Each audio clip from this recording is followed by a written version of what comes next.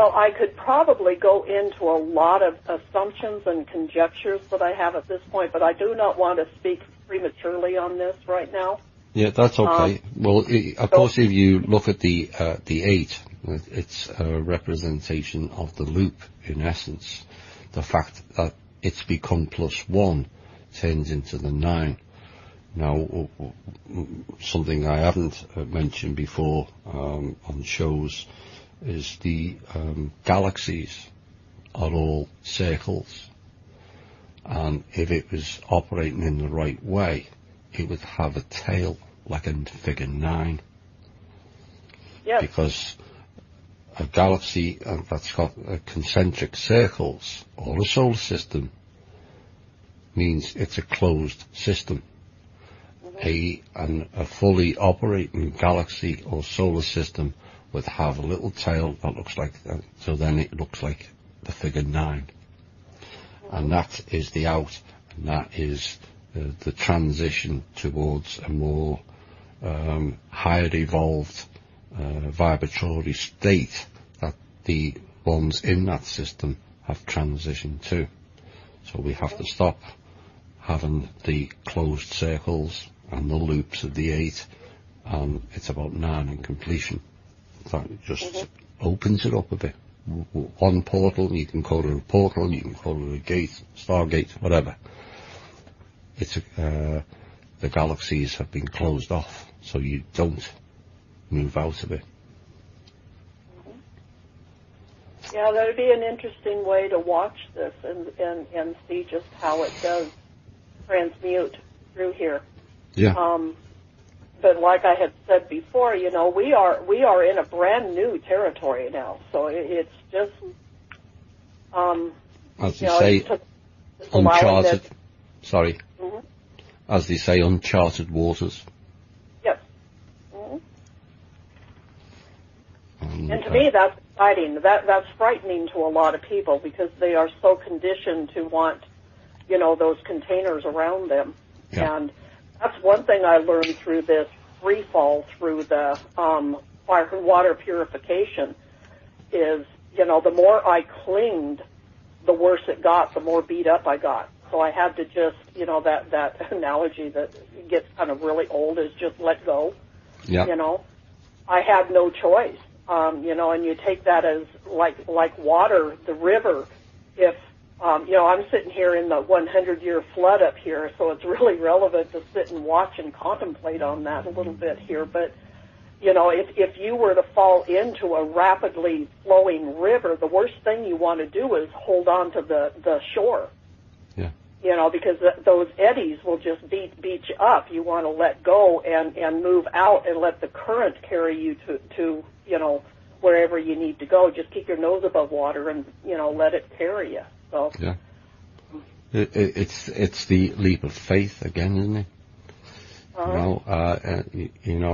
Letting nature take its course and recognize that there is a higher version of you that has a correct purpose. And this is where you get into intuition and all that stuff, and people don't trust that. They get told many things and they ignore it. And then suddenly you realise, oh, that was just a coincidence. No, it wasn't a coincidence. It's not a deja vu, it's a flashback memory. Where do we go next? The void, source spark and source frequencies. This should be an interesting topic to discuss. Did you finish with the circle of 8+1? Pardon me? Did you finish with the circle of 8+1? Yeah, there's really not too much elaboration that I feel confident enough to, you know. That's okay. You know, no, that's okay. With that. That's just one I wanted to put out there, that it is coalescing, that it is coming together, but it's in the process. So we'll just keep an eye on it and see where that all goes. Yeah. So this is kind of like making a statement at this point of the line being drawn in the sand that, yes, this is happening here, and I wanted to just share that with people, that there is things going on there on that level. So. Yeah.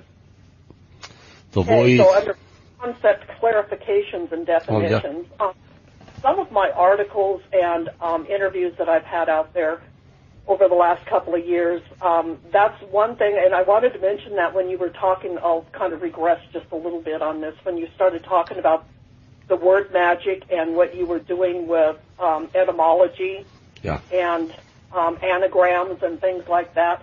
That is one perfect example of what happens with this this info porn mill that I speak of. Yeah.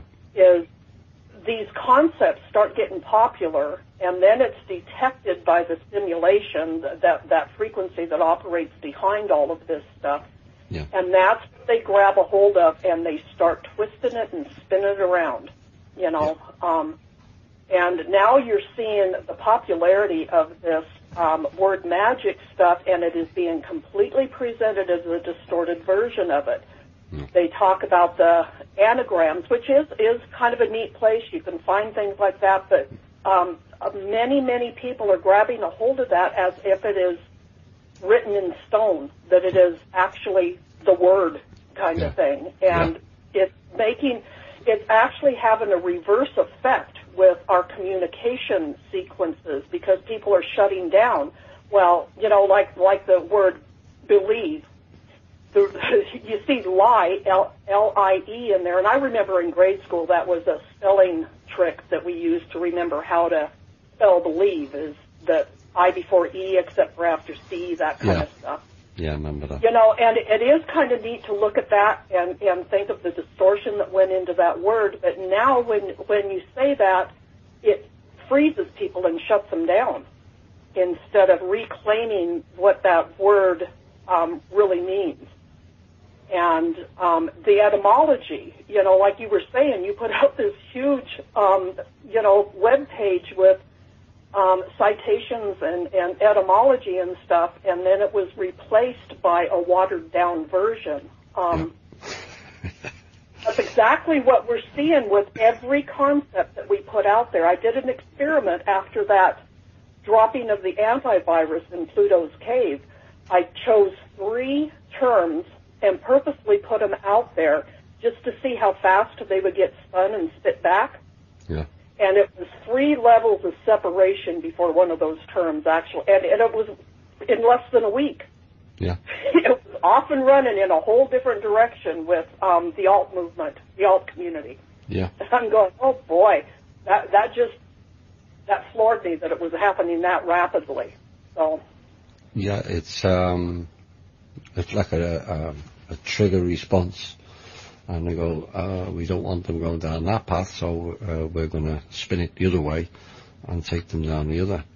It's interesting. We remember certain things, and you just mentioned it before. I before A, except after C, which probably plays into the word magic again, doesn't it? Yes, it does. Yes, it does. This magic with the C. Mm-hmm. And so then when you apply the C and that type of magic, then you have to change the vowels round to then put it in another path. Yeah, and you might appreciate this part of the C as well. You take a hard C or a soft C, just like in Celt. Yeah. You know, Celt is a basketball team, right? Yeah. Celt is culture. So, yeah. Yeah, we have, in Scotland, the Glasgow Celtic, and others will call it Celtic. We have the Celts, obviously, in Wales and Ireland. Well, yeah, it's another example of the C and the K being distorted. Mm-hmm. Yeah. It's an amazing area to look through if you look through it objectively and not get caught up too much in, all of the ownership. That's another thing that gets woven into this word magic and narrative stuff is the ownership of certain concepts and ideas. And then that sets up a whole other thing, just like down the route that you were talking about, how religion sets up out of dogma and putting, your energy into things. Yeah, So, well, it's like we were telling about the Aryans and how advanced they were on a spiritual level, on an evolutionary level. And then they came in with the SS and denigrated anything to do with Aryans. So the minute people reference Aryans, they think blue-eyed blonde and superior super race who wants to eliminate everybody else, which is also rubbish. And then, of course, you have other examples of, now we're on the C and K, of the same people using the term KKK. mm-hmm. And again, that's in the higher terms, that's another distortion, as now the KKK is related to racism, the same as the Aryan is related to racism, when they're neither, and this is how they do things. Yep. And it's taken, I don't know whether, in the education or the school systems, they covered this in the 1600s or the 1500s or whatever, but we're in a time now where we are relearning and making sense of it, and then suddenly you switch on one light bulb and suddenly another room opens up for more knowledge, and then you go into the next room and the next room, and people are running through rooms now rather quickly, rooms of knowledge, spaces of knowledge, and that's a good thing. That's what's different to before. A lot different. Well, one of the basics that I try to help explain to newcomers that come to these ideas here is there is a progression from information to knowledge to wisdom to gnosis and to now to Veered. And it's all based on the experiential processing of it. And that's what is going on out with most of the internet right now, is it's all caught up in the information and knowledge end of it. And most people have not either known how, or they've forgotten how to incorporate that and process it and experience it to get to the next level through wisdom. And then gnosis is the inner knowing. That's even beyond knowing it on a material level, So those are the processes, and that goes back to speaking about responsibility and accountability. With knowledge and wisdom comes responsibility of what you do with this information as well. Yeah. Yeah. I kind of talk about not giving fire to a 2-year-old, and I know that sounds very flippant, but if a person is not prepared to take the responsibility of some of these more advanced levels of knowledge and wisdom, it's like giving fire to a 2-year-old that's not quite used to, the potential of what can happen with that fire. Yeah. So, It's like giving nuclear codes to George Bush Jr., isn't it? Yeah. That's pretty yeah.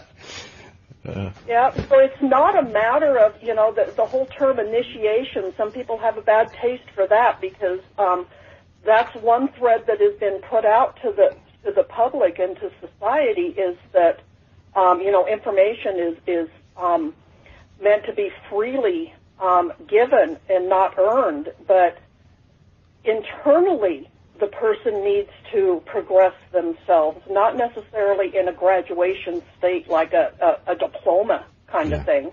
Yeah. But within themselves, they have to take and accept the responsibility of what, this wisdom and this information can do, because like everything else, it's a double-edged sword. It can be used to destruct things, or it can be used to construct things. Yeah. So, Absolutely. It's interesting you mentioned swords, because I think most people mentioned it earlier.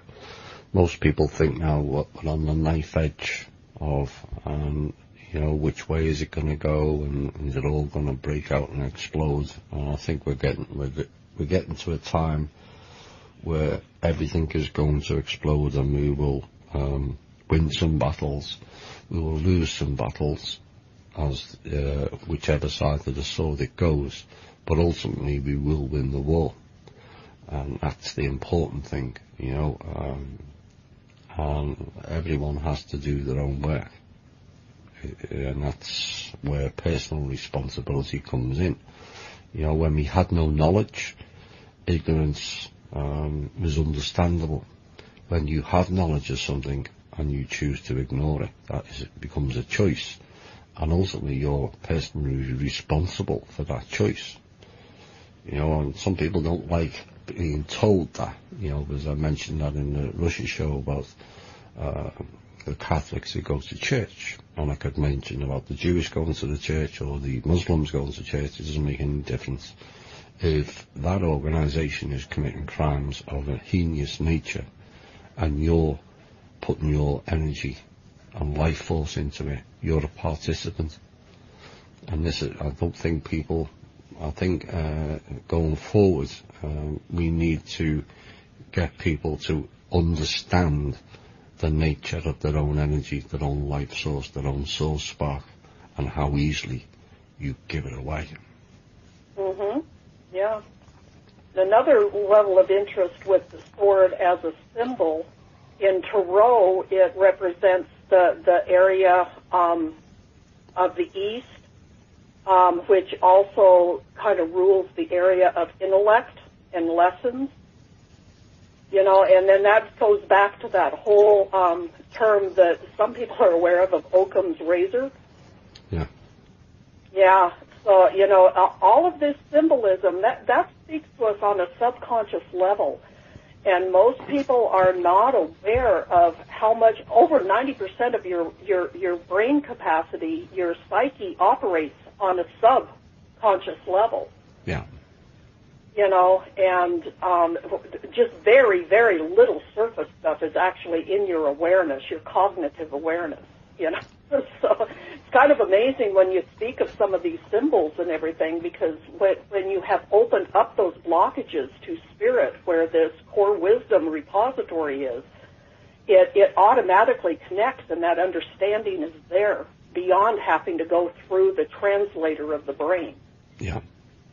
So. Yeah. Well, it's interesting you mentioned swords and the East, because again, covered in the Russia with Love series, the archaeological guy who went to India to find the Garden of Eden based on the Vedic texts, which are nothing to do with India and everything to do with the Aryan race and the Rus and the Airs, and they found the region by the Ganges, which is really called Gan Eden, and there was a stone structure with a sword, which was the entrance to the Garden of Eden, the original Garden of Eden. There's three others, Assyria, Euphrates, and Ethiopia. But the entrance to the main Eden was with a sword over the at the entrance. That's interesting. That is absolutely amazing.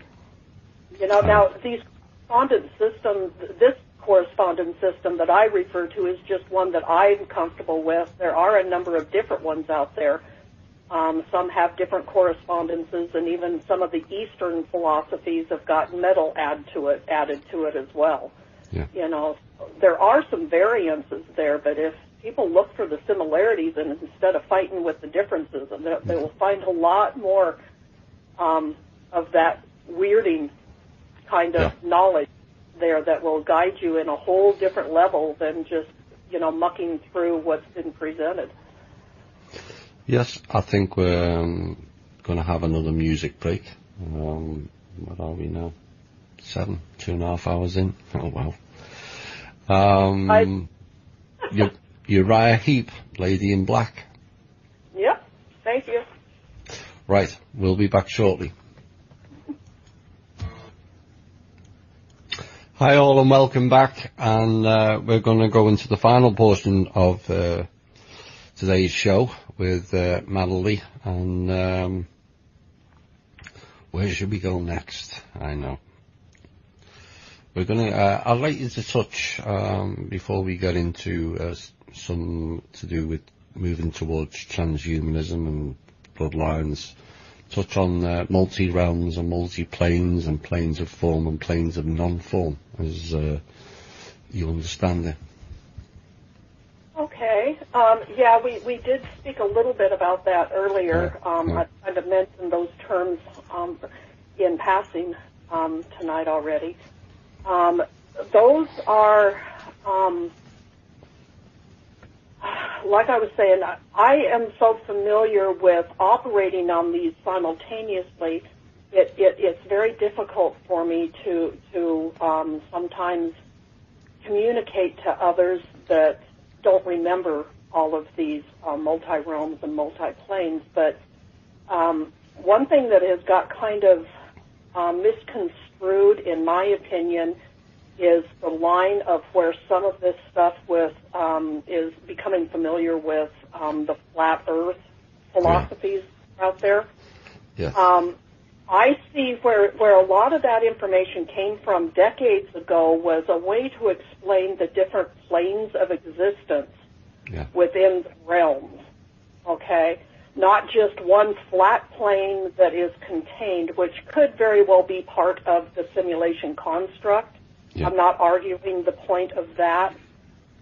It's just that has gotten kind of a mishmash there. The multi-planes, in my the way that I have come to understand it, are more like on the level of like the Norse Yggdrasil, you know, and that's why I go back to the tree, those different planes of existence. And then within those planes, we have form and non-form. The formed planes are like the one that we're in right now. You hear me talk about this realm, this plane. Yeah. And this is only one of them, you know, as a microcosm, and there's many of those operating simultaneously around us. Yep. Some of us are more attuned to be able to know how our frequencies are operating on those others at the same time, but it's not important that everybody know that that's happening. What is important, though, is to know that on the microcosm level, your vessel that you're in right here in this realm and plane, what you are doing on that microscopic, micro level, microcosmic level, is also being represented on these other planes and realms simultaneously. So as you're doing the work of cleansing and working with what you're doing and shedding and healing your wounds, that is also happening on the macrocosm, on the earth plane, on the cosmic plane, all of that. Yeah. So, this is, I used to say a piece at the end of the show about you are a multi-dimensional being operating simultaneously on many levels. And this plays into it. And people talk about connecting with the higher self. You know, that in essence is that interconnectedness that is already there. We all think we're all very alone and it's little me. But then that's why I keep saying on the shows, once you remember who and what you are, it all ends, you know. And so people want, like again, well, I can't see these realms and I can't see these planes, and so they don't exist. Well, if you're going to put yourself in a box again, keep going, because you're not going to go anywhere.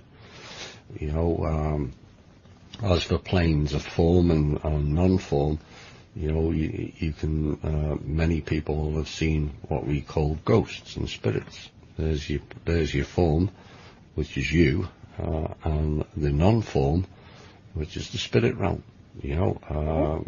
So, you know, there was something in the corner of my eye, and all the excuses that they come out because they haven't learned to grasp or trust themselves enough to believe in what they've just saw. The encouraging thing is more and more people are seeking this knowledge again, that's different from what I understood from last time. Is people are willing to learn, people are willing to do the hard path, and willing to step up and end this nonsense quicker. In essence, we've got 1,000 years. Does that mean it's going to take 1,000 years? Not really. But if more and more people recognise who and what they are and do real learning of the self and help others around them, we can fix this thing a lot quicker. But we're making massive progress.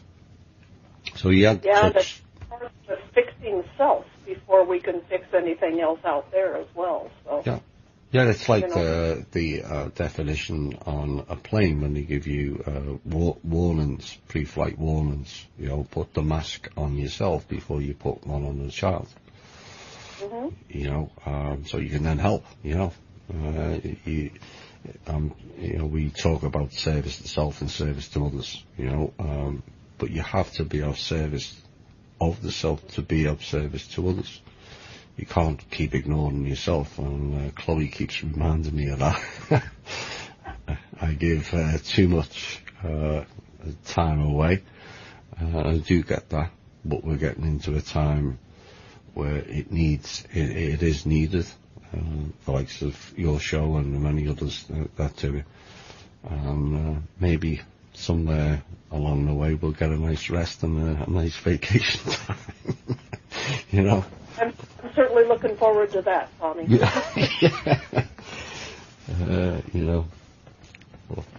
We'll see. So, although we have touched on it, I'd like to go into a bit more about frequency lines and bloodlines, and then we'll go on to the scary bits of predators and parasites, of which there's been far too many here.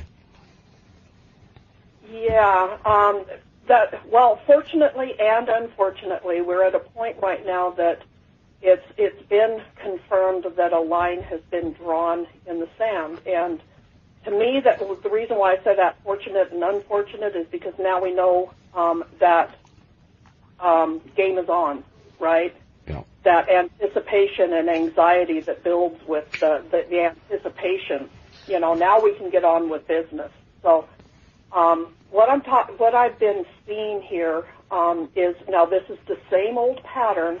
We've talked about this tonight a number of times, Tommy, about how they are not creative. This frequency is not creative in how it presents itself. It'll change characters, it'll change stage props, it'll change, some of the plot and storyline, but the underlying,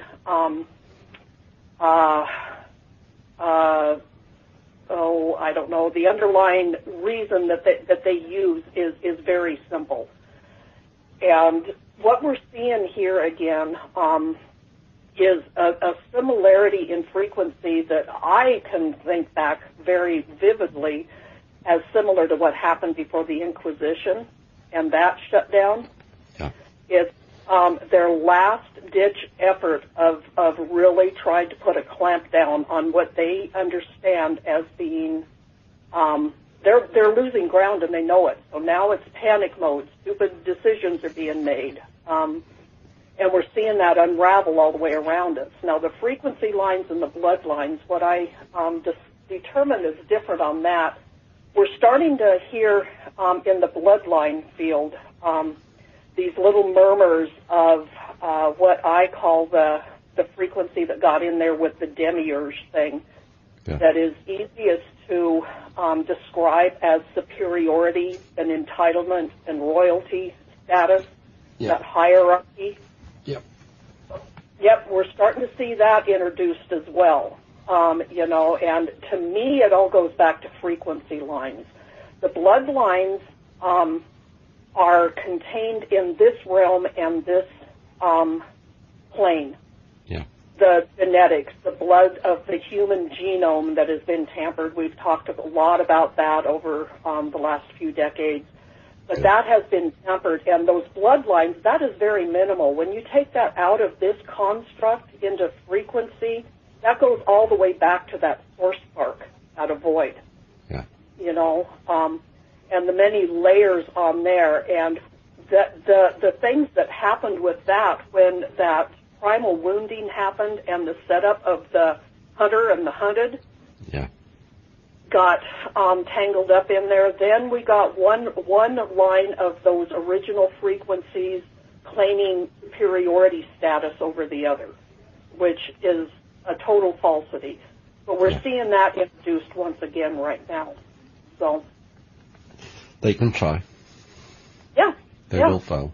Just, I like to drop it out there so that people are aware when these real subtle words start getting woven into these real pretty sparkly packages of utopic ideas of how this is going to play out. You know? Yeah, we had that with a group that was connected to the trust. And suddenly it was Grandmaster this and Supreme this and King this and no. I always refer to this line in the song Heaven and Hell by Black Sabbath. The world is full of kings and queens who blind your eyes and steal your dreams. And, I think we've had enough of being our eyes blinded. And we want to see and we want to go forward in a better way. And, no one's better than anybody else. Like the song I keep playing, My Name is Human. No one's better than anyone else. Yeah, people might be more, do more important work in certain fields. Doesn't make them more important. Same as Mr. Trump, you got people bowing down to him. He's just doing a job. It's just different to yours. But each job is important in a different field, whether you're emptying trash cans. Someone has to do it, or you're the President of the United States. Those jobs are as important as each other. And we have to end this stars and famous people and more important people and recognize your own importance. Mm-hmm. We can admire and honor other people's accomplishments. Yeah. And, be supportive in that measure. But when we start living vicariously through someone else, or, putting someone above us, we're really running into a slippery slope of repeat, Yeah, absolutely. I say it on the show often, don't follow me. It comes into the competition game, and we do it with material things, better car, better house, and all that rubbish. And then we have a thing in England, back in the UK where I was born, where they like to build people up and then knock them down. Well, instead of all following that type of culture, if you're envious of somebody else's achievements or learnings or whatever, or position, why don't you step up yourself and attain that position and work alongside them, not better them or knock them off the pedestal that you've presented. Because nobody's on a pedestal, it's only what you set up. The individual creates the pedestal. The pedestal's not really there. So, if people then, people say, I'd like to be a radio show host, well, go and do it. I'll help you. But if your only goal is to beat me, or beat some other radio show host, you're not in it for the right reasons. Yeah. So we have to learn that each of us gain our own inner confidence. There's that word again, inner again. Everyone has abilities, and everyone can play a role in that. And the soon people will stop competing, and at the other end of the scale playing little me. No. Let's get in the balance and let's all work together.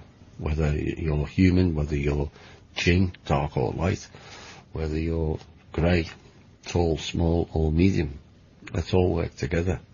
Don't have to compete. The galactic wars have gone on for millions of years, all over the same thing.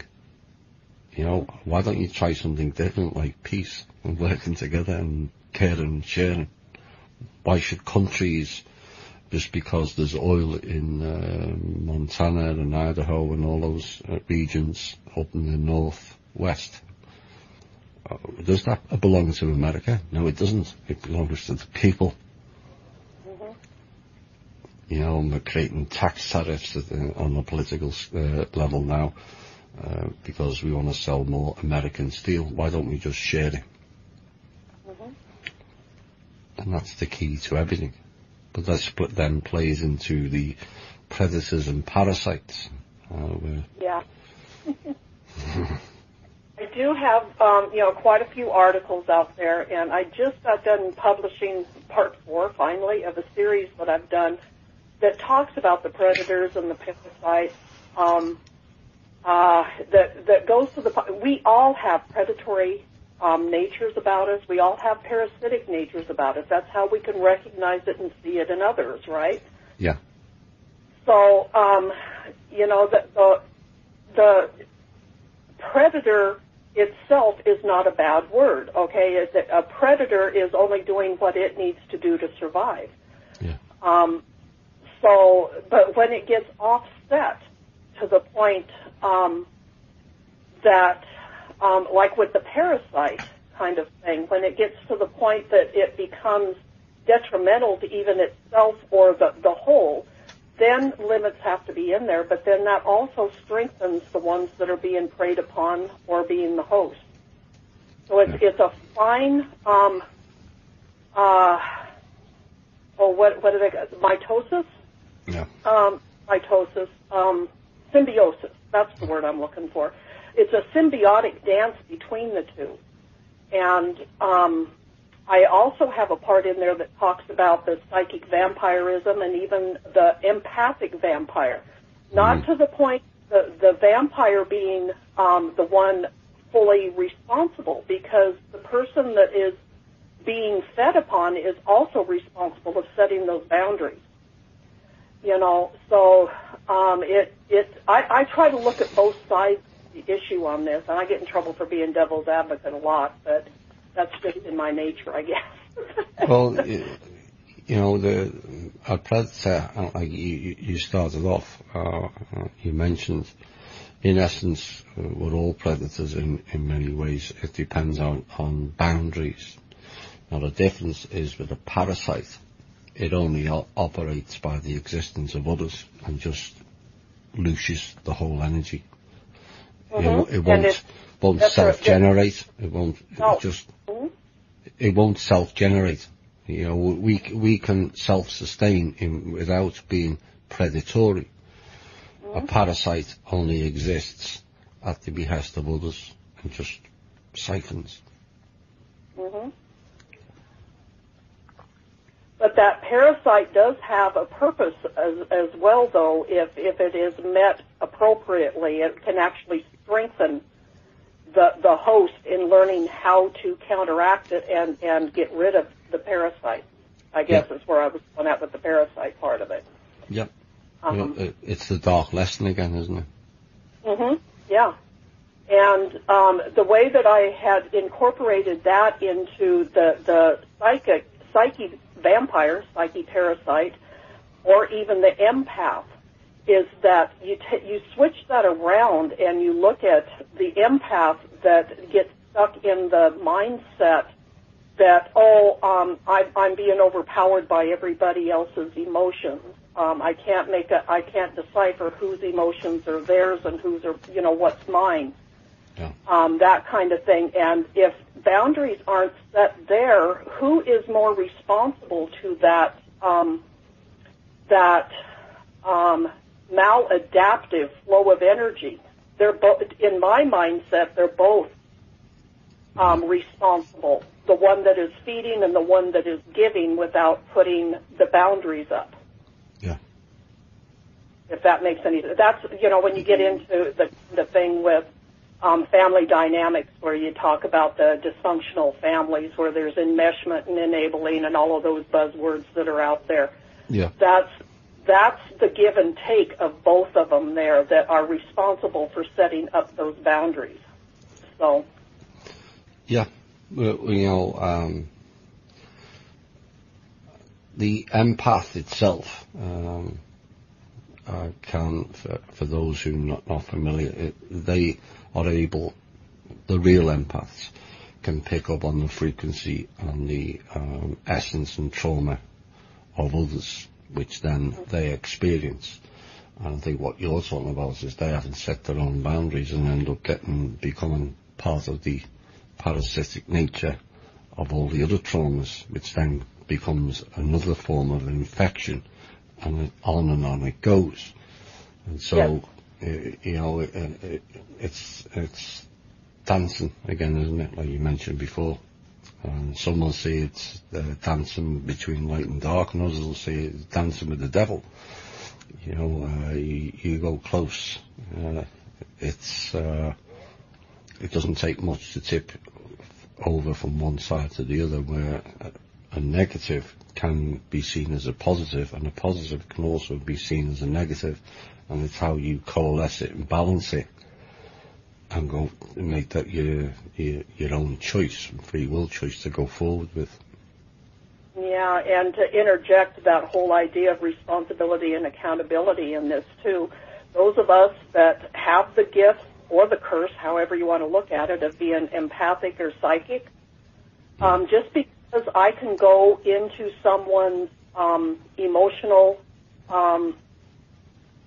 phases or into their psyche, containers and stuff, that doesn't mean I belong there, okay?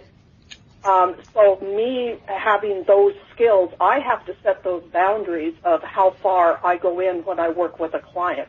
I'll get to the point where we can interface and exchange those energies, but so many people come to me and say, can you go in and tell me what my problem is and fix it? I won't do that any longer, No. My role right now is to only go to that interface to point out where a possibility is for that person to unravel their own and to create their own healing state. So. Yeah, because otherwise you're getting into savior mode then, aren't you? Mm-hmm. It's not helping anyone. It's about saving ourselves. I'd be the first one to admit I've been tripped up by that savior and martyr role a number of times. Yeah. In this lifetime alone, not to mention the others that I've been tangled. So I'm about done with that one. So that's why I set these boundaries. And it's painful to watch people feel so disappointed and kind of deflated when I have to say no with that kind of stuff. But I found out a long time ago, even in the shamanic places that we've evolved out of right now, it is much more effective to help the person find a way to heal themselves than to heal them. And then if they aren't to the point of finding out how to prevent it from happening again, they are only setting themselves up for reinfection, Yeah. So until they can remember how to set up, their own boundaries, their own protection, their own immune systems, which is much more critical than having somebody fix it for them, Yeah, you can help, but sometimes you can help too much, and this is part of the problem. We probably need to touch on vampirism, which is the same as parasites in a different way. But I think most of us have gone through families or loved ones or friends where there's one or more vampiric type people who are always wanting your attention, your energy, and your life force in essence, and everything's got to go through them. And how people have to learn to set the boundaries, as you mentioned before, and disconnect. You know, you're not there to be somebody else's battery. And we have to set our boundaries, and we've all got them in our families or close circles of people who are vampiric. You know, and doesn't necessarily have to have fanged teeth and want to chomp on people's necks. Like the common perception of vampirism, it's energy vampirism. Too many are leaning on certain people, particularly ones who are trying to help, where they consume vast quantities of your time and energy. Yeah. Now, there are a lot of subtleties to the dynamics with the relationship between the vampire and the host.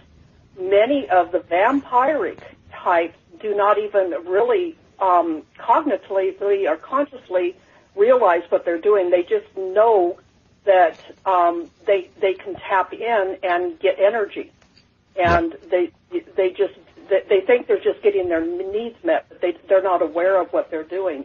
Yeah. Now, the host, on the other half, can be just as oblivious to that on just giving their energy away, you know, and that sets up a whole dynamic there of, you know, give and take. And another thing I kind of want to put in here, people can do their own research on this. There's some information out there. We talked about the word magic.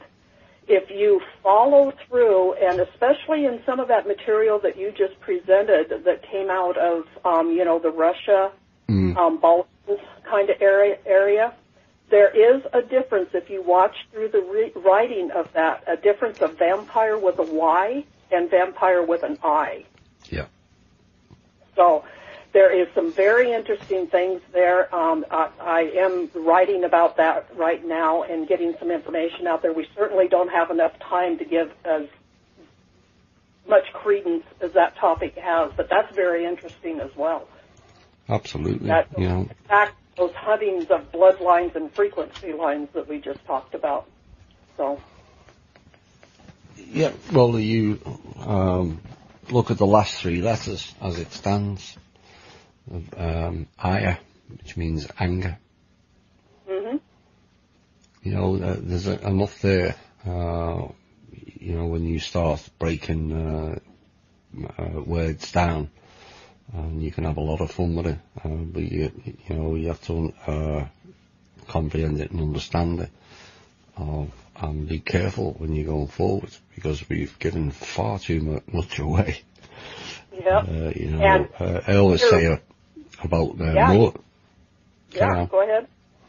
I always say about mortgages, you know, contracts and contracting.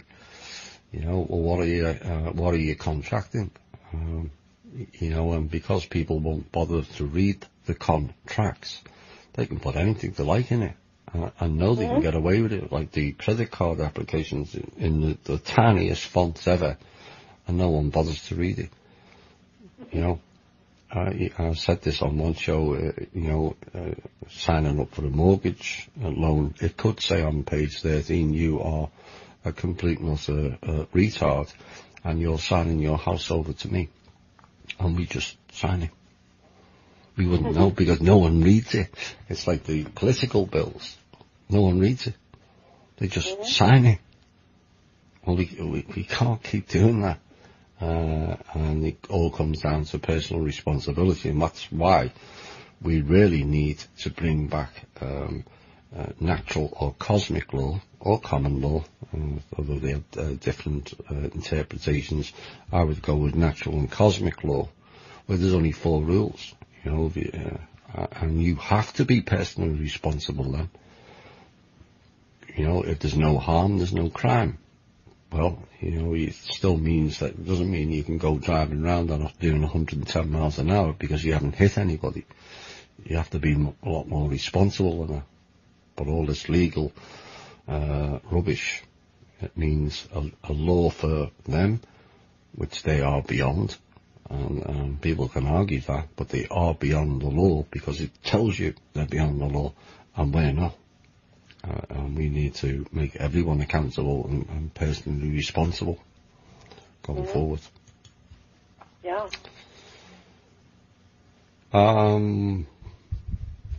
Spirit experiencing human and the fixation of being human. Oh, the fixation and over-identification with human? Yeah. Yeah, that's one thing that is very difficult for many people, but it is actually very freeing to the spirit. Once you can get the concept that we are spirit experiencing human. We're not humans trying to reach for spirit. Yeah. So the spirit is the experience. I mean, the human is the experience. This is our vessel, our body, psyche, soul conglomerate here, that spirit is kind of the animator or the ghost in the machine kind of thing. Yeah. And that opens up a whole new level of experiencing out of, we talked about form and non-form. You know, human is very beautiful. You know, it's a very beautiful experience, and it's very rare. It is a high, it's in high regard, and there's a lot of spirit out there that would give anything to be here. That's why we get so many walk-ins and that happen there, you know, and all of this foolery that goes on with that. But when we contract to come in here into a human vessel, that is a very high standard and responsibility that we took on when we came in to experience this. So I try to hold that in very high regard, but then not get overly fixated on it, that this is, you know, you hear about egocentric and human-centric is what I kind of put that in as. It's beautiful, it's a beautiful construct and all of that, but if you get locked into that, you are missing on the larger picture of what spirit is capable of. Yeah. Yeah, from creating stars and planets and moving them about to being stuck in this vessel is in some aspects to a lot of people quite a climb down. You know, people notice when what is called the dream world, which may actually be the awake world, they can fly and they can do all kinds of other things that they can't do in the vessel. You know, and people want to experience both at the same time. Well, maybe there'll be a universe that's created that way, with a lot less infection and interference. And as I understand it, the human, and particularly this version of human, is way more creative than any other species. You know, it was explained to me where it takes humans 10,000 years to develop into a certain type of civilization, it would take the Draco 120,000 years. And others are similar, and that's why we end up with hosts, walk-ins, which I think are part of a large part of the mental health problem. That people are hearing voices in their heads. It's real, and shouldn't be classed as a mental condition and more an infection. And the same with schizophrenia. You've got these channels being opened because people have taken drugs or excess use of alcohol, and they've invited these hosts in. And if that particular host is not of the right ilk, then that can play havoc with the spirit and also the vessel. And this is why we have so many people who are struggling. He's still there.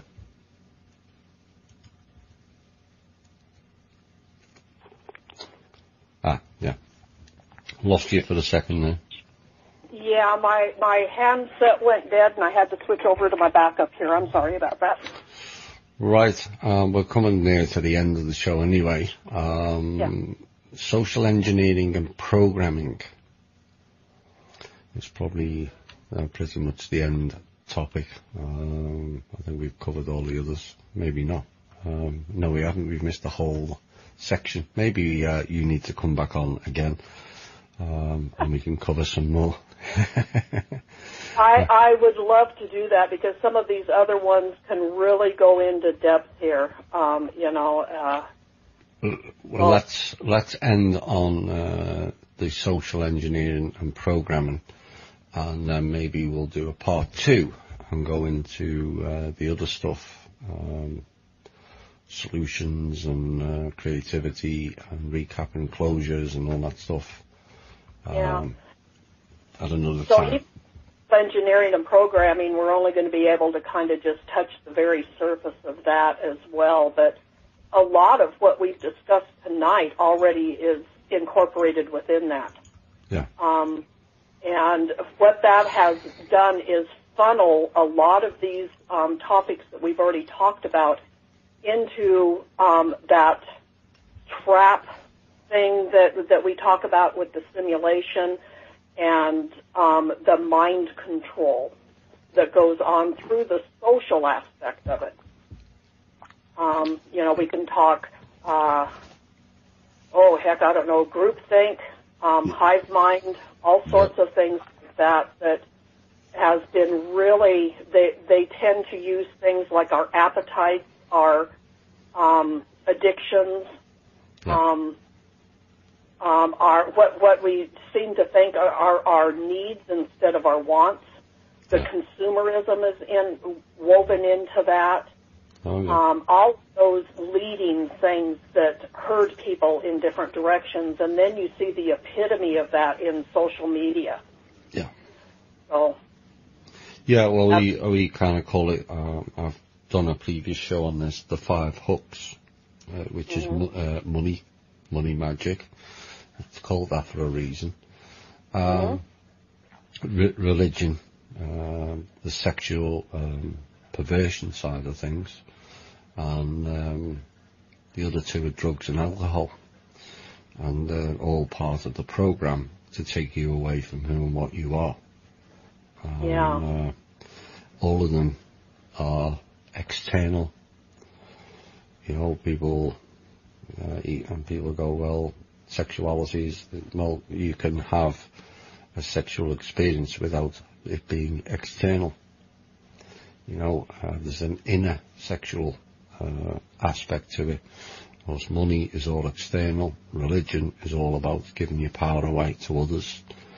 You shouldn't be, if you've really dug deep into who and what they are, you wouldn't touch with a barge pole, and then drugs and alcohol are to take you away from who and what you are in your reality and into their reality and their program and the social engineering. And then obviously there's other layers to it where you then become, because you've gone into the spirit world with no knowledge of how to interact with that world and the dangers of that world, that then brings in not only walk-ins and the channeling, but the disease and illness also comes from the lower astral.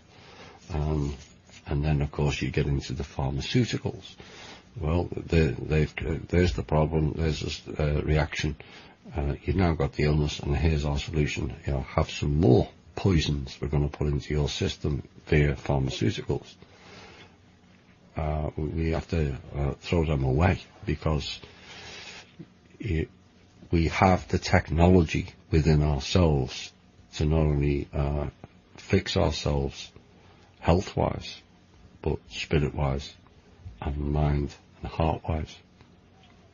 Yeah, and that kind of goes into one of these other topics that we've got down the list here that we can touch on next time, is what's the difference between clean tech and dirty tech. Yeah. There's a lot that can really branch out of this, subject here, and I'd love to be able to go into it deeper down the road. Yeah, and we will. So we're going to wrap up this. I'd like you to give the details of your websites and Patreons and anything else that you need to mention. And I'd like you to then, once you've done that, say what you'd like to say to end this part. What will be part one, there will be a part two. Okay. Well, the main website is Soul Tribe Sanctuary. That's SOULTRIBESANCTUARY,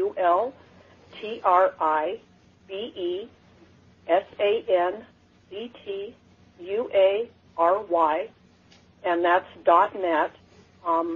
We try to use that as the hub of the platform and network. It has many areas to explore, a lot of areas that are free for people to get on there and communicate and exchange ideas. We also have a paid platform there that goes into our learning portal, which that's where the primal path working components are held at. We've got three more people right now developing different course modules through there that are going to be on art creation, music creation, and various levels like that. Let's see here. We've got forums where people discuss a lot of different issues. I'll just go ahead and leave that open. People are free to come in and take a look at that. We've got an online shop for products and handcrafts. The latest article I just put out there on part 4 goes into, that's real road crossing, and this is part 4. It goes into a lot of details. You can find that on under articles in the tab there. That's our blog. We've got 2 other people that are just starting to branch out of there with blogs. Chloe just reopened our Patreon site and is building on that. And I think that's probably it in a nutshell. There is so much there that people can just go ahead and explore over there. Yeah. We do have a huge fundraiser going on now. You'll see a lot of information on there. Unfortunately, we're tied up into having to pay bills just like everybody else. And, but I have a lot of offerings out there of energy exchange, because one of the change of money mindsets that I really try to help promote is the idea of energy exchange as opposed to putting the value on the almighty dollar. We use it as a tool, but there's a lot more to be gained than just the monetary value there. So, and there's a contact page in there. I'm open to contacting and people contacting me and discussing any of this. So, I think that's the end of that part there, Tommy. Still is out. Final thoughts? What I really want to end this with is a wholehearted thank you and heart gratitude to you, Tommy, for allowing this. I think this is going to be a monumental example of what collaboration can bring together if we all just work together instead of trying to compete with one another. So I really appreciate your generosity on asking me on here, and I've enjoyed a lot of the conversations we've had, and I'm looking forward to where this is going to go. Yes, we're going to go far. Yes, we will. Monumental, guys. I can't say it any more than that. This is just awesome. Yeah. Right. I hope you enjoyed that show, which will be part 1. There will be a part 2 of Marilee Nietain. And we're going to end this portion of the show. There will be some intel after this musical interlude. It's going to be some fun listening to the intel. But I hope you've enjoyed the show. I didn't want to take anything away from Marilee, because she has a lot to offer. And as I said, I hope you've all learned a lot today and we can go forward together. And final music choice, is, when I just pull it up, is my first aid kit, my silver lining. So thank you to Marilee, and I'll be back after this music break. Enjoyed that show, as I did. I thought we covered a lot of topics. There's an awful lot more to cover, and it's more of the bigger picture in some aspects, and also the hidden picture, which people are now beginning to see more and more.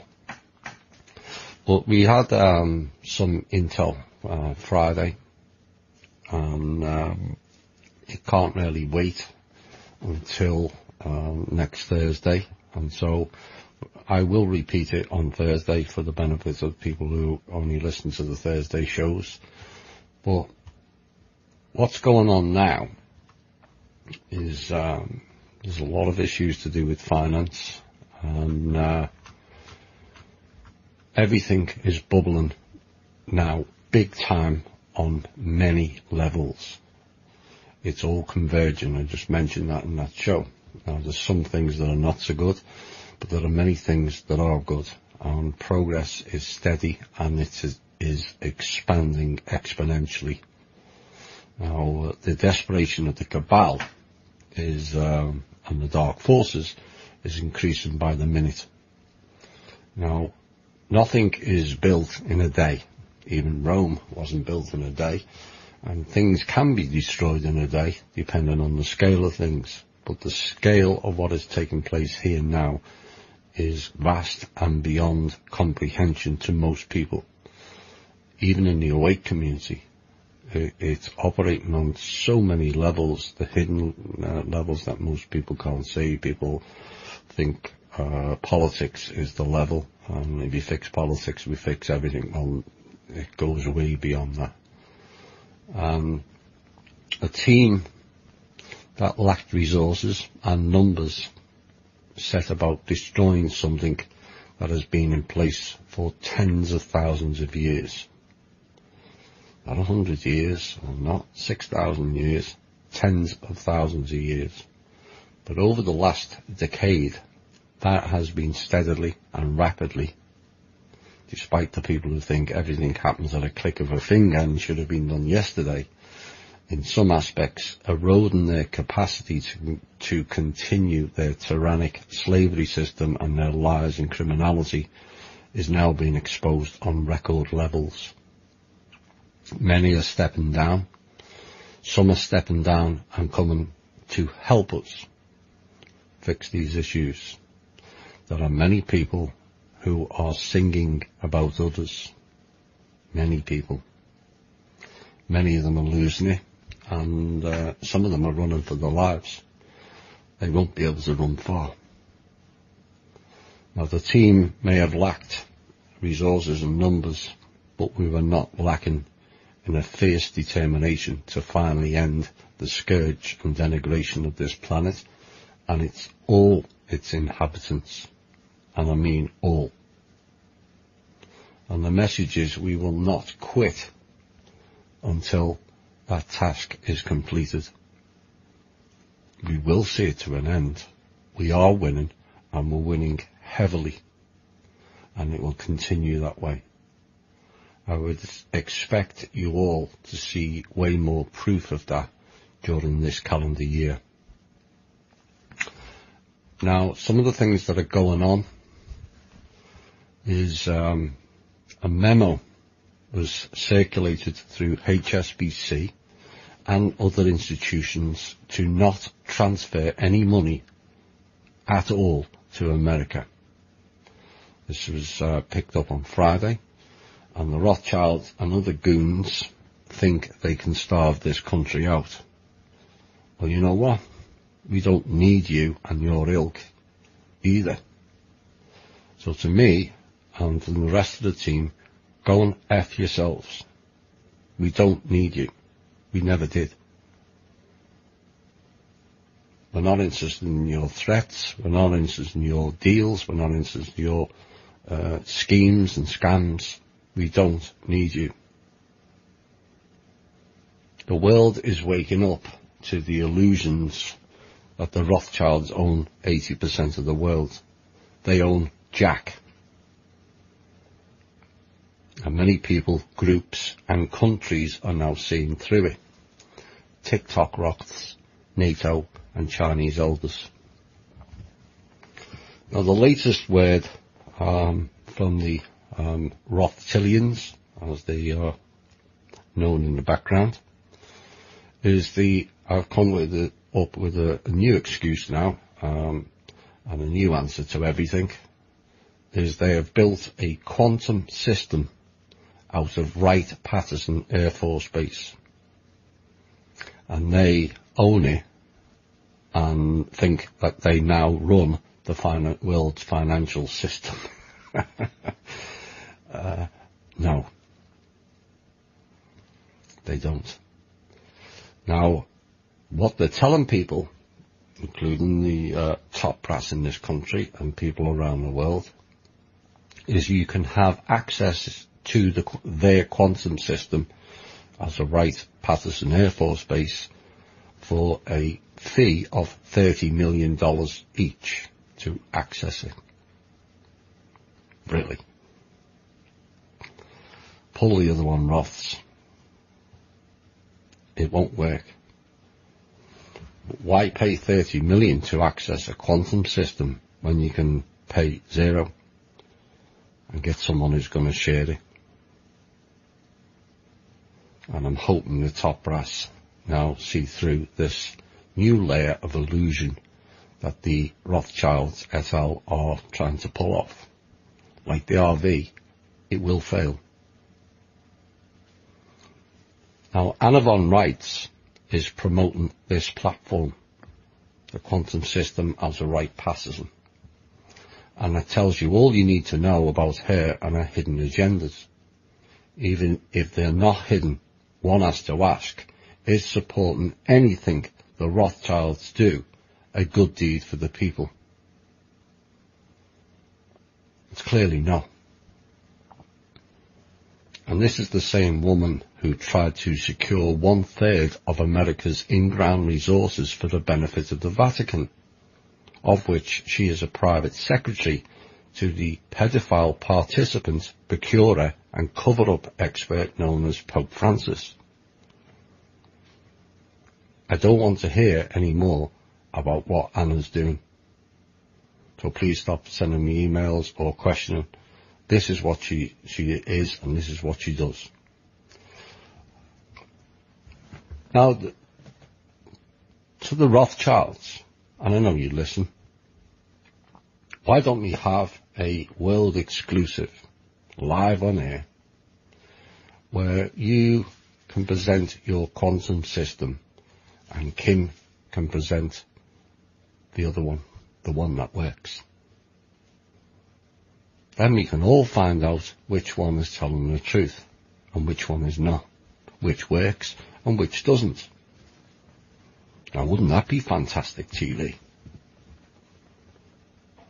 Like all the other clowns, who allege to have certain codes and have certain access.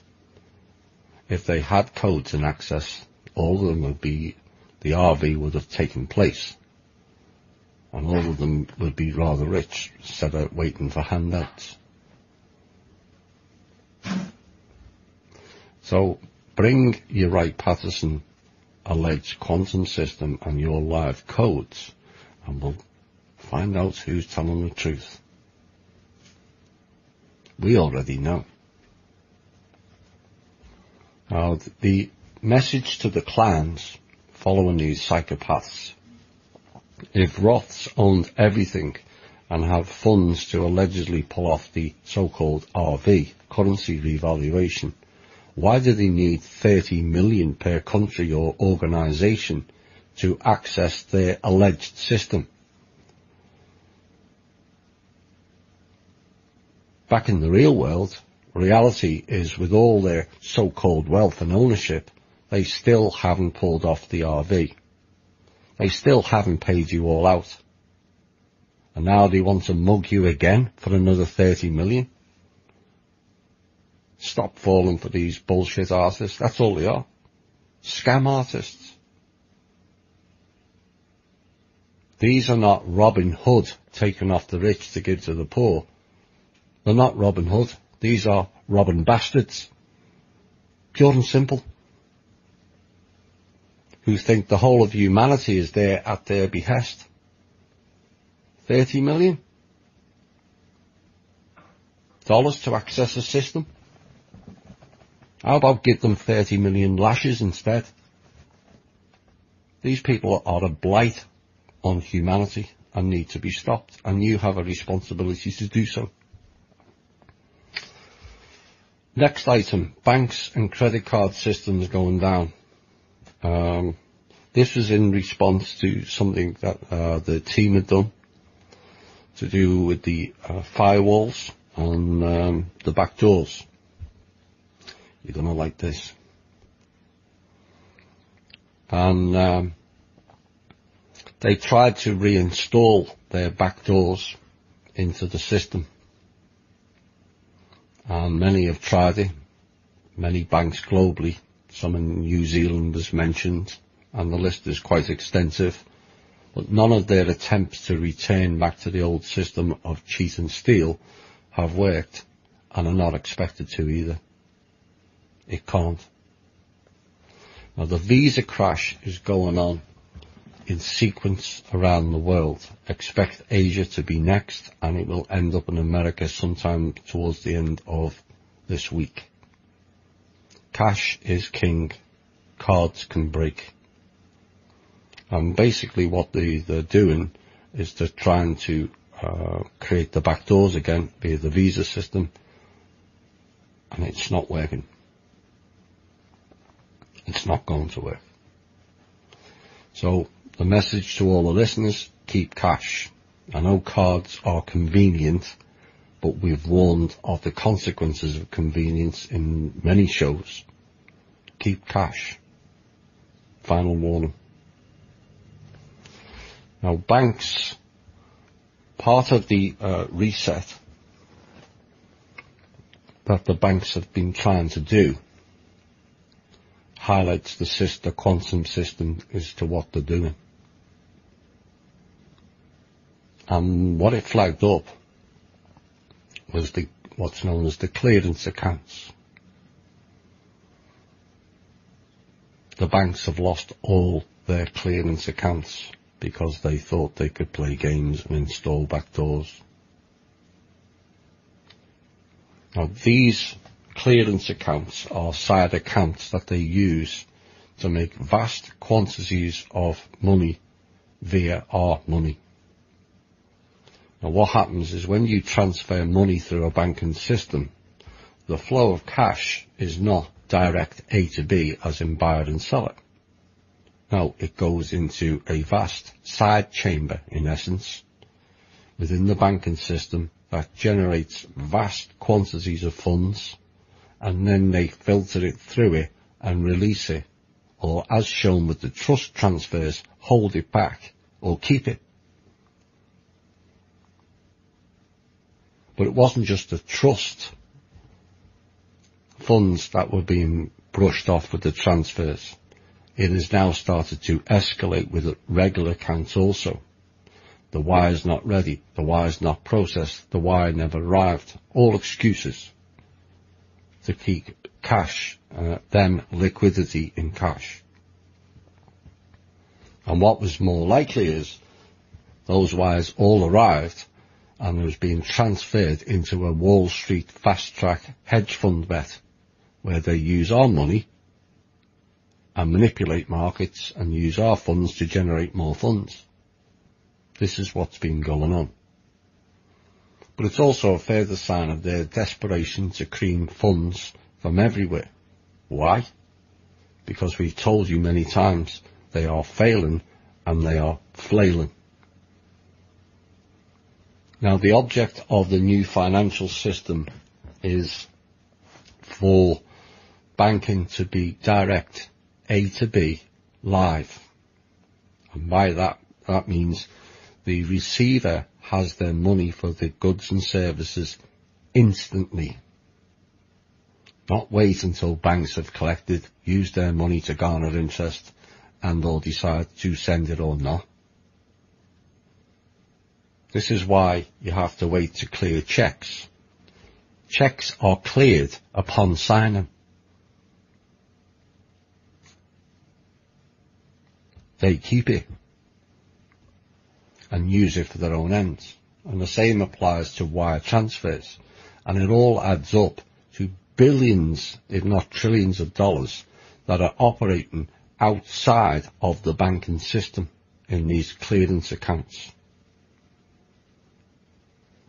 So what happened next is when they started resetting and the system does a scan, it goes into seek and destroy mode. Oops. So the team took advantage of them playing games and trying to reset the system back to the old way with the back doors and the side accounts. And as with the reset, it flags up all the anomalies within the system for you and then eliminates it. So thanks to all the banks for trying to reset their systems, as the reset of systems to implement new viruses or backdoors doesn't work anymore. And the reboot sends the system into seek and destroy mode. Oops. Now, following all that, the system flagged up all the side accounts and the clearance accounts. And we managed to locate all of them, all the clearance accounts. So what happened next is we swept up all the clearance accounts, emptied all of their clearance accounts and transferred the wires to the people where they were supposed to go. And the ones that were left over, because a whole range of them were not tagged for delivery, where they keep hold of your funds, 10 days, 4 days, you name it. Now, this amounted to 150 billion worldwide. Off the record. Nice little earn of that per day, isn't it?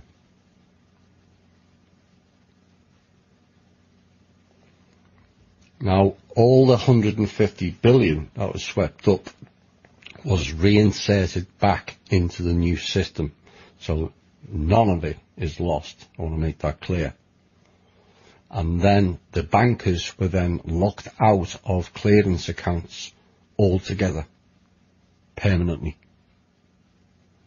Any attempt to reload or access those type of accounts requires identity codes, which they don't have, which would directly identify who is committing the crimes. So no ID equals no access. Give your ID exposes you as the fraud. So they're doomed whichever way you look at it. Now the new system is currently only accessible by Kim whilst this clean-up operation is going on. Only she has the codes, so anyone trying to access flags themselves up as frauds. Now, banks on Friday, once they realised all their clearance accounts have been swept up and actually put back where they belong to the people who own the accounts, they were desperately trying to contact all kinds of groups, Chinese elders, Black Dragon groups for the codes and others, except none of them have it. Oops.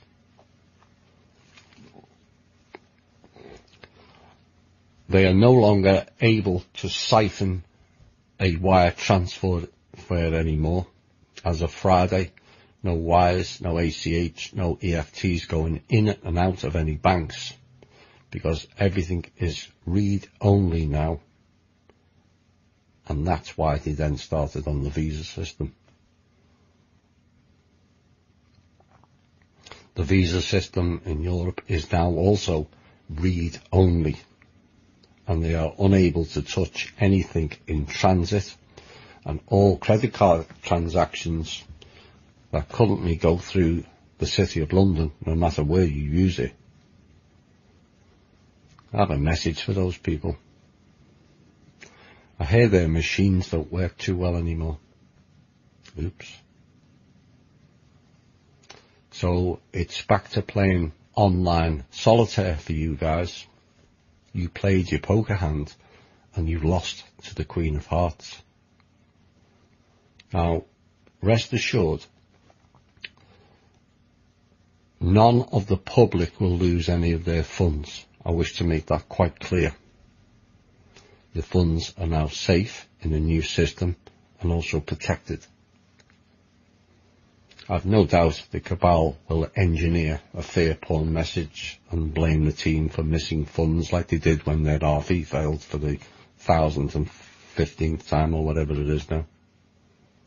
All the funds will be going back to where they should be and who they belong to, whether that's the government of the country or the people. Same applies with the trust funds. This was all about removing what they have stolen from us for thousands of years. Ignore their protestations should they arrive. Now and then I'm going to end with a music piece. And I want you to replace the word love in the song with control.